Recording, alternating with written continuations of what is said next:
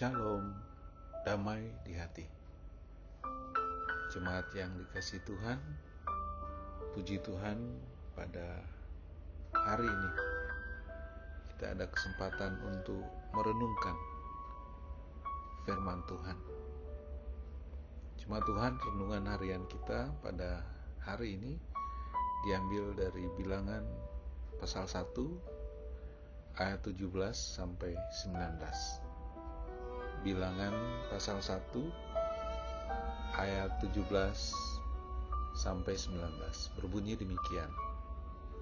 Lalu Musa dan Harun memanggil orang-orang yang tertunjuk namanya itu, dan pada tanggal 1 bulan yang kedua mereka menyuruh segenap umat berkumpul. Kemudian silsilah orang-orang Israel disusun menurut kaum-kaum yang ada dalam setiap suku mereka, sedang nama-nama mereka yang berumur 20 tahun ke atas dicatat orang demi orang, seperti yang diperintahkan Tuhan kepada Musa. Demikianlah Musa mencatatkan mereka di padang gurun Sinai. Demikianlah pembacaan firman Tuhan.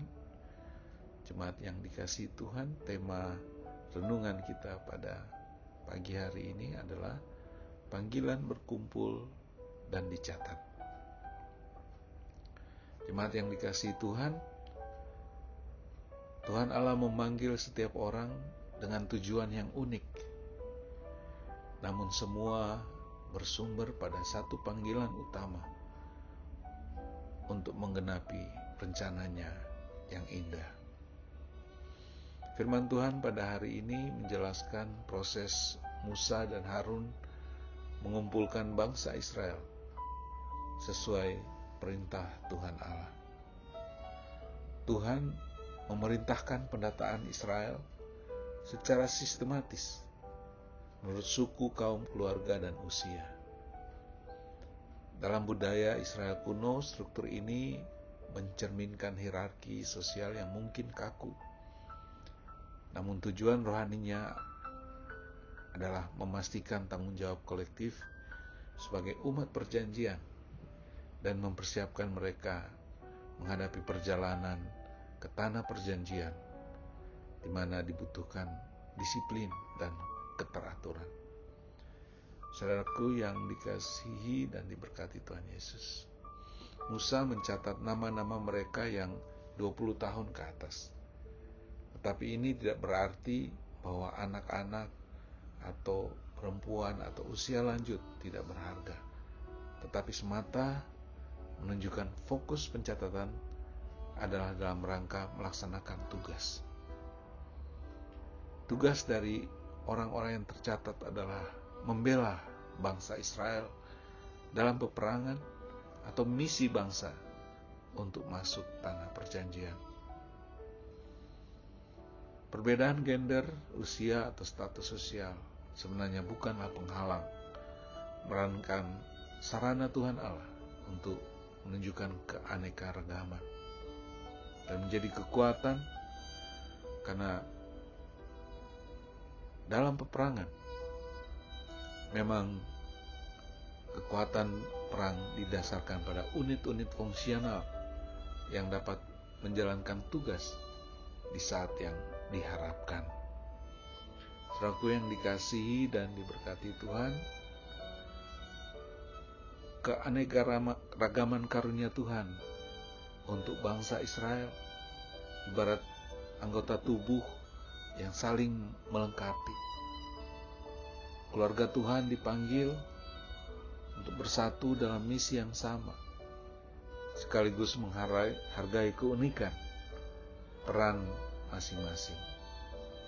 Sebagai keluarga Kristen, kita juga memiliki berbagai peran dan tanggung jawab, seperti ibu yang mengatur keluarga, ayah yang bekerja menafkahi, dan anak tumbuh berkembang dan belajar. Kakek nenek menjadi teladan iman dan doa. Semuanya berfungsi dan saling mendukung. Setiap ayah, ibu, anak, bahkan kakek nenek memiliki nilai yang sangat berharga di mata Tuhan. Tidak ada yang terlalu kecil atau remeh untuk dipakai dalam rencana Tuhan. Panggilan untuk berkumpul dan dicatat mengingatkan kita bahwa keluarga Kristen, setiap kita, orang per orang, adalah bagian dari umat Tuhan yang sangat penting dan dikasihi Tuhan.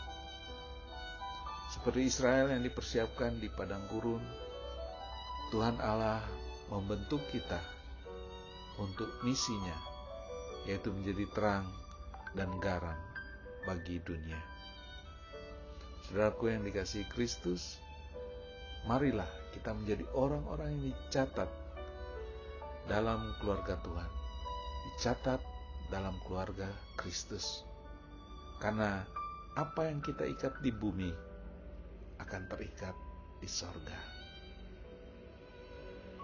Jemaat Tuhan, pencatatan gerejawi kelihatan sederhana, tetapi menunjukkan bukti iman bahwa kita percaya nama kita dicatat di kerajaan sorga.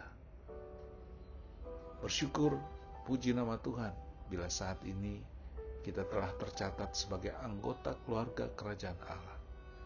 Puji Tuhan, kita percaya nama kita pun tercatat di sorga. Selanjutnya, biarlah kita juga tercatat sebagai orang-orang yang mampu berperan dalam peperangan rohani bersama Kristus, dalam pelebaran kerajaannya.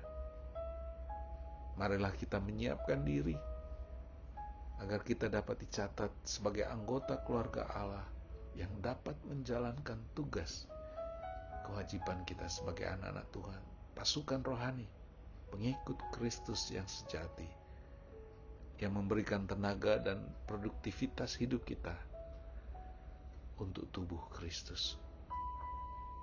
Kita kiranya terhitung sebagai orang yang mampu berperang rohani karena sudah didewasakan oleh firman Allah, mampu berdiri dengan firman Tuhan, dan mampu menjadi sarana penyebaran kasih Tuhan, firman Tuhan kepada orang lain.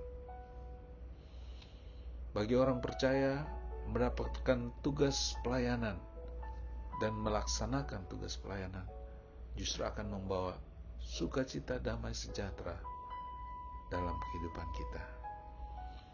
Dalam iman, pencatatan dan pelaksanaan tugas pelayanan adalah kesempatan indah yang diberikan Tuhan untuk kita dapat berpartisipasi dalam rencana Tuhan yang indah bagi kehidupan kita.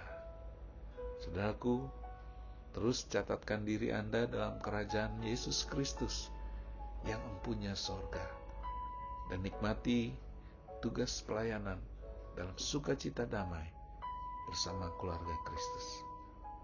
Amin. Mari berdoa. Tuhan Yesus, terima kasih untuk perenungan firman-Mu pada pagi hari ini. Tuhan, ajar kami untuk memahami panggilan-Mu dan menerima peran kami dengan pujian syukur. Tolonglah kami untuk menjalankan tugas-tugas kami dengan setia, tidak memandang remeh pencatatan gerejawi, tugas panggilan-Mu dalam gereja dan kehidupan sehari-hari. Terima kasih Tuhan, mohon penyertaan, pimpinan, dan berkat Tuhan untuk setiap kegiatan kami sepanjang hari ini. Terpuji nama-Mu Tuhan, mengampun salah dosa kami, dalam nama-Mu Yesus kami berdoa. Amin. Jemaat Tuhan, demikianlah renungan harian kita pada hari ini. Puji Tuhan, Shalom, damai di hati.